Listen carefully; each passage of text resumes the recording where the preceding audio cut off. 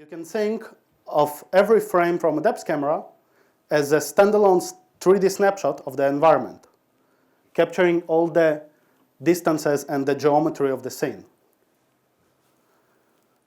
So this technology has been around for a while, but it's becoming more widespread with sensor getting cheaper and more robust.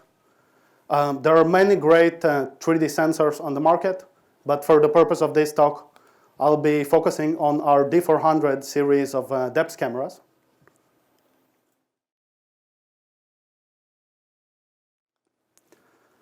So D400 cameras share the ability to operate indoor as well as outdoor, including in bright sunlight. They provide reasonable accuracy within several meters. They create no multi-camera interference, allowing you to use as many of them as you want on a project, and operate at reasonably low power of about 1.5 watt. This has been introduced to the market at the beginning of last year.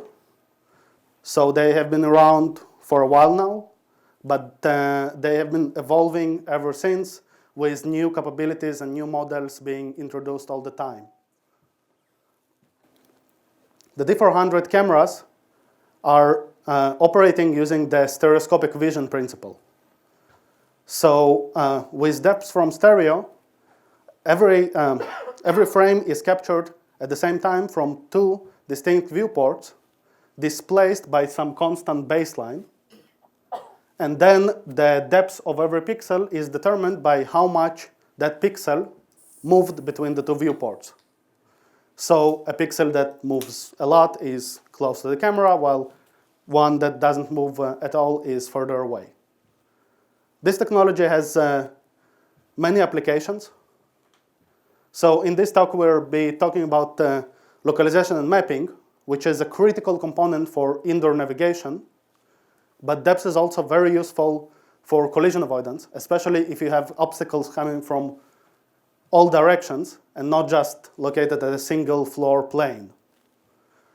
Depth can be combined with modern cutting-edge computer vision techniques for better scene understanding. So let's say you have a robot that needs to detect cats. So you deploy some network on your device and run inference. But then you can use depth information to make sure that what you detected is actually a 3D object and not an artifact and not, let's say, a picture of a cat. Measurement and manipulation are two other applications which are closely related to mapping. And finally, you can use gesture and pose detection as a way to communicate with your system. Now, this is nice in theory, but let's see it in the real world. So this is from last year from IROS.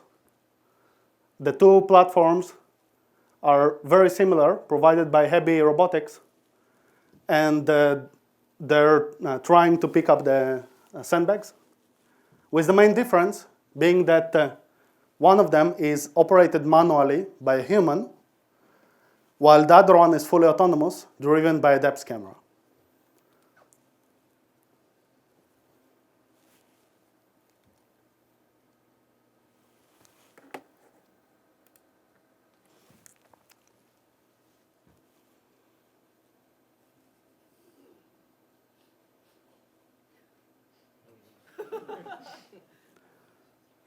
So you can imagine which is which. Future is in automation. Another interesting component is the inertial measurement unit. The IMU is a collection of sensors, usually containing an accelerometer and a gyroscope, and sometimes other sensors. Accelerometer is constantly measuring the total force acting on the device, and the gyroscope is measuring the angular velocity. Using these two inputs and by passing them through a simple filter, you can estimate the orientation of the device in 3D space, as well as get some limited understanding of local motion. we have added IMU capabilities to our D400 series of devices last December with the D435i device. Now let's talk about some software components that you might find useful when operating this hardware. First of all, you'll need a way to talk to the camera.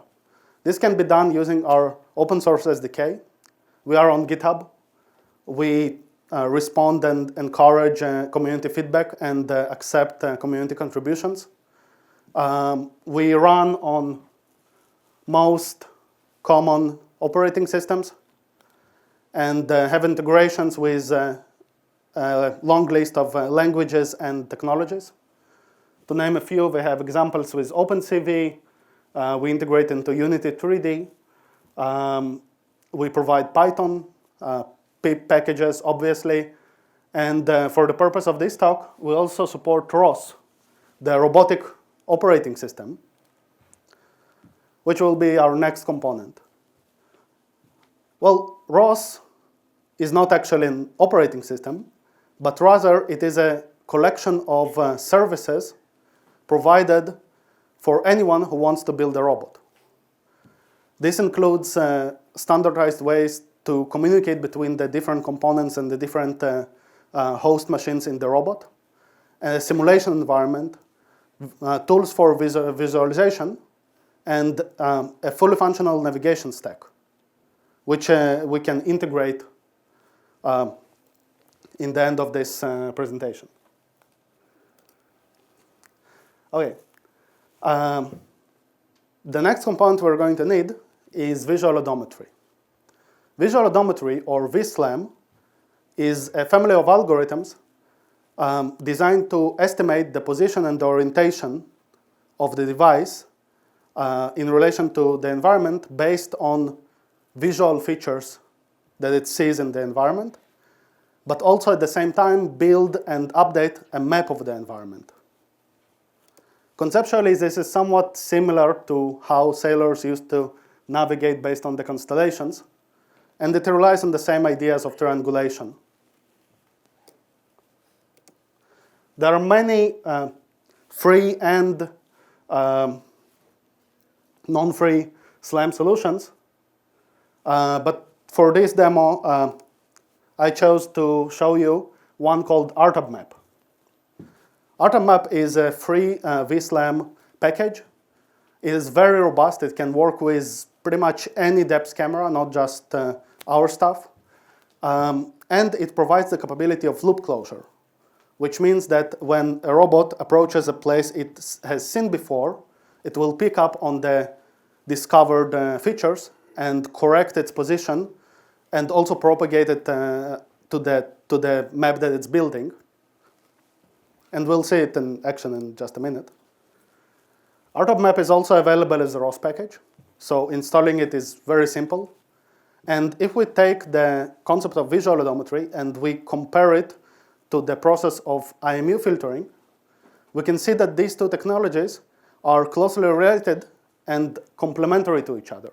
So what I mean, the IMU data is available for you at very high frequency of several hundred samples every second, while the visual odometry is limited by the exposure of the camera and the visual processing that you must perform. On the other hand, the IMU is suffering from aggregated drift over time, while the visual stuff can correct itself based on the features in the scene. That said, if you have no features in your scene, then you have no visual odometry, and that's where IMU can save you, because IMU is very robust. You know, unless you're on another planet, that gravity vector is going to be there. And finally, IMU aggregation can be performed very fast, while visual odometry usually requires a significant amount of CPU power.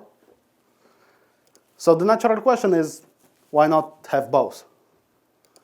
And this is exactly what we're going to do. So we're going to take the RGB data, add the depths, and pass it through the ArtabMap. And we're going to take the IMU data and pass it through an IMU filter.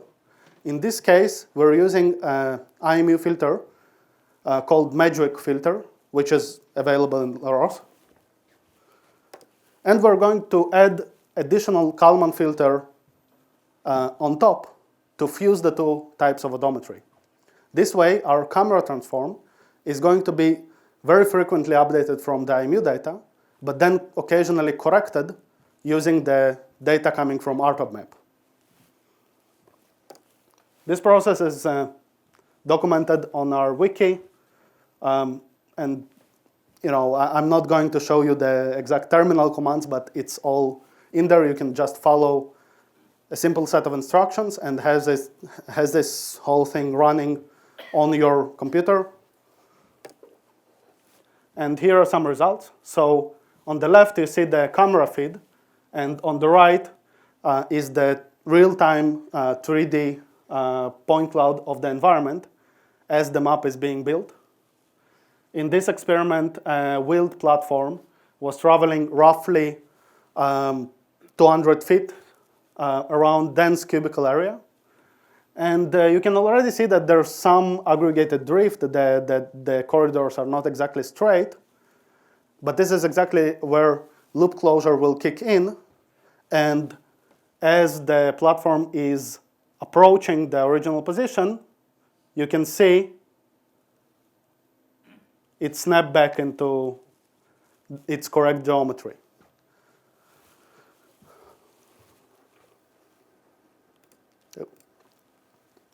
So now let's talk about the limitations and ways to improve this solution. First problem that we're going to encounter is that we need to be very careful going around corners. So in this example, we're approaching mostly flat wall, and the visual odometry is not picking up on many features, so it's relying on the IMU. And the smallest bump to the accelerometer just sent is spinning, and you can see that it completely lost track of where it is. Now, we can live with it by backtracking to a point we have seen before and then letting RTOB map to close the loop and relocalize to the known position. But the ways we could improve this is, first of all, by increasing the camera field of view. If we increase the camera field of view, we will be accepting more features at any given time, so it will be much harder to completely, find ourselves completely blindfolded. And the second way we could improve is by investing in IMU quality, which would let us operate based on IMU alone for slightly longer. Still not infinitely, but a bit longer. The second limitation is the aggregated drift, at least prior to loop closure. So once the system detects the loop closure and corrects itself, it propagates this knowledge across the entire graph. But before then, if you're just like walking a straight line, there is some visible drift, and the accuracy is not that great. But of course, this is somewhat a moot point because we just took a couple of off-the-shelf components without playing with any of the parameters and just threw them together, and this is the results we are getting. So if you're willing to invest more in fine-tuning the parameters for your specific use case, you can definitely get much better accuracy from this method.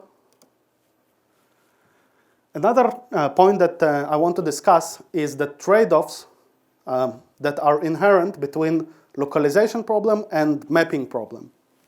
So for localization, you basically need the SLAM, and for mapping, you need the depth camera or some kind of sensor that would map the environment.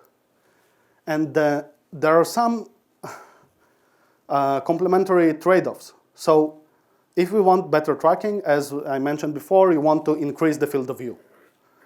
But as you increase the field of view, you're basically stretching the same amount of pixels over much bigger physical area. So the depth quality will significantly suffer. So for depth quality, you want a narrow field of view. Secondary, depth cameras love projecting different types of patterns. You know, the structured light have one types of patterns it can project. The active stereo has its own thing. And all these patterns are terrible for tracking, because instead of tracking the environment, you'll be tracking the pattern. So it's somewhat like chasing a laser pointer. So for better tracking, we would prefer to operate just in the visible light. Now, why there are not many projections in the visible light? Because we as humans don't usually like it. But for depths, usually we would want a broader spectrum of visible and infrared light. And the way to tackle this problem is by introducing a dedicated sensor with wide field of view and an RR cut filter specifically for the problem of tracking.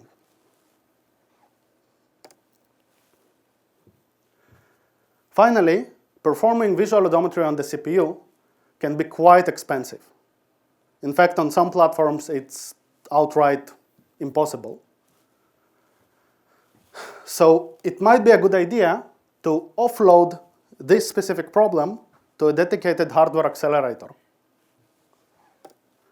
One example of such a hardware accelerator is the Intel Movidius chip, which is designed for low-power computer vision tasks.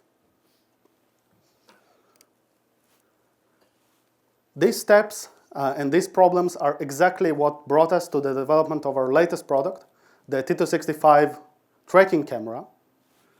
We took a highly optimized SLAM algorithm and ported it to a low-power compute board and paired it with a set of high-quality sensors that were chosen specifically for the problem of tracking. And this is a very similar experiment, but in this case, we're still using a depth camera for mapping, but the whole problem of localization is being offloaded to the dedicated tracking camera. And you can see that with the improved optics and the improved quality of the IMU, the tracking is both more robust and more accurate. In fact, as it approaches the point of relocalization, it's very hard to even see where it exactly misses the origin point.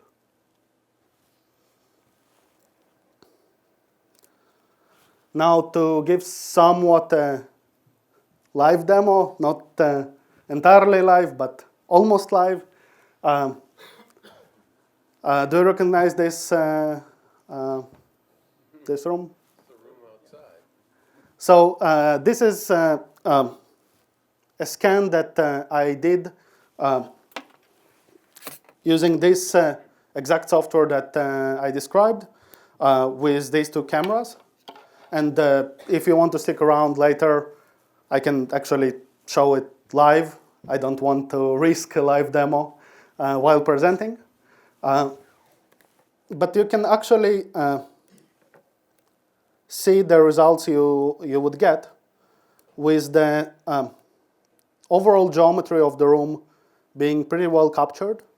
You know, the different types of furniture, all very much recognizable. And the stairs are also clearly visible, except that I don't know how to pen it. So this is pretty much the raw point cloud that you're getting from what I described here.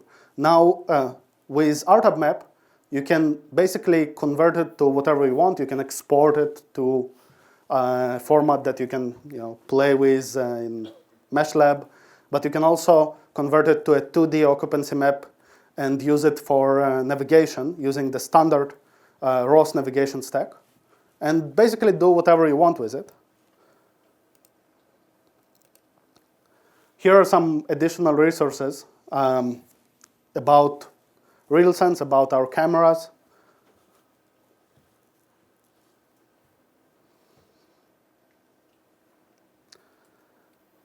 And that's my talk. Thank you so much. I'll be happy to answer as many questions as possible.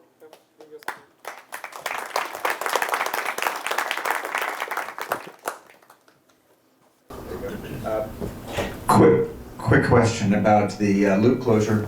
How deep is the image buffer? In other words, let's say you want to recognize a distinct feature to close the loop. Yeah. How long will it go until it can't remember anymore? Well, that's an excellent question, and there's no single measurable answer for that. We're using a buffer of roughly 60 megabytes for the map that we maintain inside the device. And ultimately, there is a graph that, that is contained from the different nodes that you visit during your pass. And when you see, when you incur relocalization, there's a backpropagation, there's a bundle adjustment performed to optimize that graph. But the size of the graph is basically determined by the topology and that 60 mega limitation of the device. Are you referring to the 435 or the T265 or both? Well, currently I'm talking about T265 because it is the one that we provide the relocalization capabilities. In case of RTAB it's also maintaining similar graph data structure, and it's also doing loop closure. I'm not entirely sure if it's capable of relocalization. I might be wrong on this, but basically the difference is, loop closure is you go around a circle and you say, hey, I'm back where I started. When the relocalization is you go somewhere and then you blindfold yourself and then you go, where am I? So it's very similar concepts, but the implementation is a bit different. And in case of RTAB, I think that these parameters are pretty much configurable. There's a lot of configurability in this package that we didn't even touch upon, but you can read the docs and yeah, you said you use two cameras. Which two and why? Yes. So for this demo, I was using the D415 for the purpose of mapping for the depths, and the T265 for tracking for localization. So the D415 was chosen because of its narrow field of view.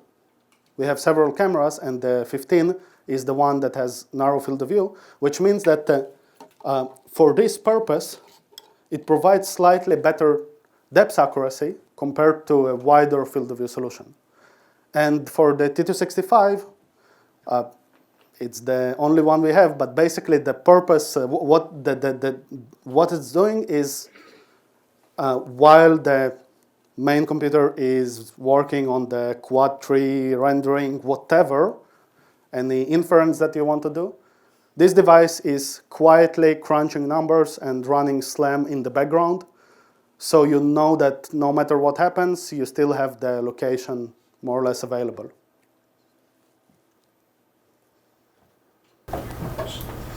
So there is supposedly a lot of computational power on these devices, right there, NVIDIA's, for example, GPU.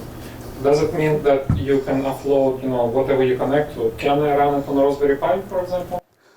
You can definitely work with the T265 on the Raspberry Pi. That's part of the purpose of this device is to make this visual odometry stuff available on this very low power platforms, mainly to encourage robotics, but it's also very relevant in case of VR and AR, augmented reality, where you put it on a headset and it tracks the motion of your head. And in all these cases, usually the compute that you're going to get is very limited. So to use this device, you don't actually need that much. You don't even need a wide USB bandwidth, because all you're getting back is the location and the orientation of where you are. So it works well with USB 2 and I was confused about one point. Intel is currently recommending the 435 and the T265 as a pair, but you used the 415. That's right.